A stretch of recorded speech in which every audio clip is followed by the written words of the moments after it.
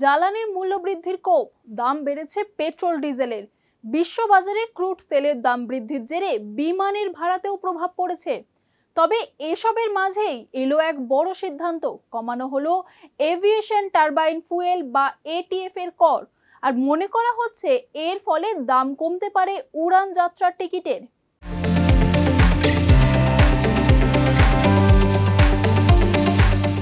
ডলারের সাপেক্ষে ভারতীয় মুদ্রা দুর্বল হওয়া এবং অপারেশনাল বা বিমান চালানোর খরচ বৃদ্ধি পাওয়ার জেরে উড়ান সংস্থাগুলির উপর চাপ বাড়ছিল প্রবলভাবে, যার ফলে অতিরিক্ত টাকা গুনতে হচ্ছিল উড়ান যাত্রীদের। তবে ভারতের অন্যতম দুই গুরুত্বপূর্ণ শহর দিল্লি, মুম্বাইয়ের এভিয়েশন টারবাইন ফুয়েলের উপরে কর কমানোর সিদ্ধান্ত অনেকটাই স্বস্তি দেবে বলে মনে করছে সকলে।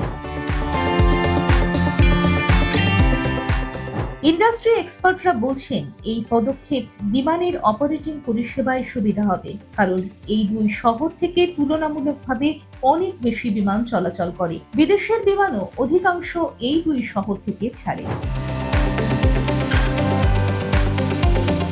উল্লেখ্য, গত ২৬শে এপ্রিল কেন্দ্রীয় অসামরিক উড়ান মন্ত্রক জানিয়েছিল এয়ার ইন্ডিয়া, ইন্ডিগো, স্পাইস জেটের বিমানের জ্বালানির খরচ ৫৫ থেকে ৬০% বৃদ্ধি পেয়েছে। তবে ইরান যুদ্ধের আগে এই খরচ ৩০ থেকে ৪০% ছিল। হরমুজ প্রণালী বন্ধ থাকার কারণে বিশ্বে তেল ও জ্বালানি সরবরাহ ব্যাপকভাবে প্রভাবিত হয়েছে। আর এই জ্বালানি সংকটের উপরে দাঁড়িয়ে দিল্লি, মুম্বাইয়ের এই সিদ্ধান্ত যে যাত্রী সাধারণের জন্য এক অনন্য উদ্যোগ, তা বলাই বাহুল্য।